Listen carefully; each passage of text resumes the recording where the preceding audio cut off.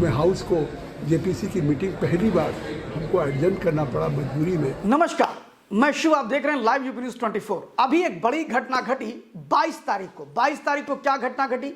देश में जेपीसी को लेकर के देश की संसद में एक कमेटी गठित हुई है। वो कमेटी काम कर रही थी। जगदंबिका पाल उसके कमेटी के प्रमुख हैं, जो कि भारतीय जनता पार्टी के सांसद हैं, पुराने नेता हैं, और उन्हें इस कमेटी का अध्यक्ष बनाया गया। मामला तूल तो तब पकड़ गया जब 22 तारीख को इसकी मीटिंग चल रही थी और उसी के समय घमासान मचना शुरू हो गया। आपको बताएं कि कल्याण बनर्जी, जो कि टीएमसी के सांसद हैं, उन्होंने वहां पर हंगामा शुरू कर दिया। हंगामा शुरू करते हुए उन्होंने ग्लास को फोड़ करके अध्यक्ष के ऊपर फेंका और यह मामला इतना तूल पकड़ गया कि उसको लेकर के बाहर उनका ट्रीटमेंट हुआ और विपक्षियों ने हमला शुरू कर दिया। आपको बताएं कि डीएमके पार्टी के ए रजा और आम आदमी पार्टी के संजय सिंह ने यह कहा कि जगदंबिका पाल ने जो गरिमा होती है जेपीसी की, उसको तोड़ दिया और उन्होंने अंदर क्या हुआ ये लोगों को बता दिया।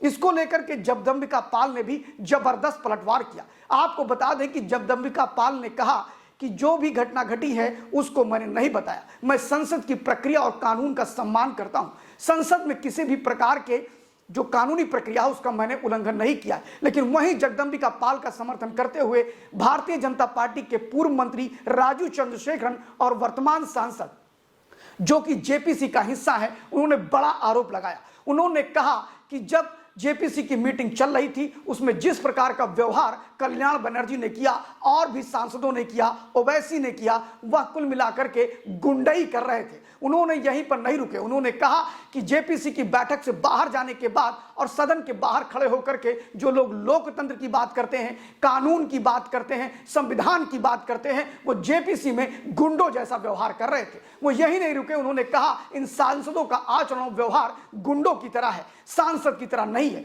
फिलहाल ये बातें यहीं तक नहीं रुकी। इसके बाद ये मामला और तूल पकड़ रहा है। धीरे धीरे इस पर और भी बातें चालू हो गई हैं। आपको बता दें ये पूरा मामला वक्फ बोर्ड के लिए बनाई गई जेपीसी की हो रही है और वक्फ बोर्ड को लेकर के ये मामला इतना तूल सड़क पर नहीं दिखाई पड़ रहा जितना गर्म और जितने आपस में नोकझोंक वहां पर हो रही है जेपीसी के अंदर। जेपीसी में अगर बात करें तो भाजपा और सभी दलों के लोगों को उसमें नुमाइंदगी दी गई है। सबसे बड़ी बात यह है कि एक सांसद वाले असुद्दीन ओवैसी को भी उसमें नुमाइंदगी दी गई है। देश भर से लगभग 29,000 से ज्यादा आम लोगों की राय भी इसमें ली गई है। इसके अलावा विभिन्न समुदाय, विभिन्न वर्ग और कई संस्थाओं के एक्सपर्ट को भी इसमें बुला करके पूछताछ की जा रही है। कई पुरातत्व विभाग से लेकर के सरकार के कई ऐसे विभाग हैं जहां वक्फ बोर्ड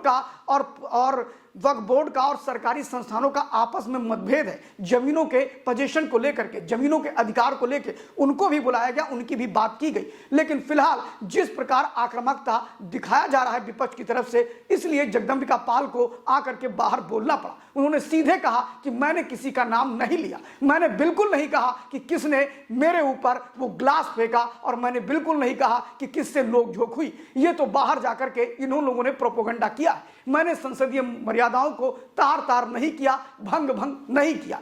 ऐसी परिस्थिति में अब एक चीज तो तय है कि जगदंबिका पाल ने भी अपनी बातों को स्पष्ट रूप से पब्लिक के सामने रख दिया है।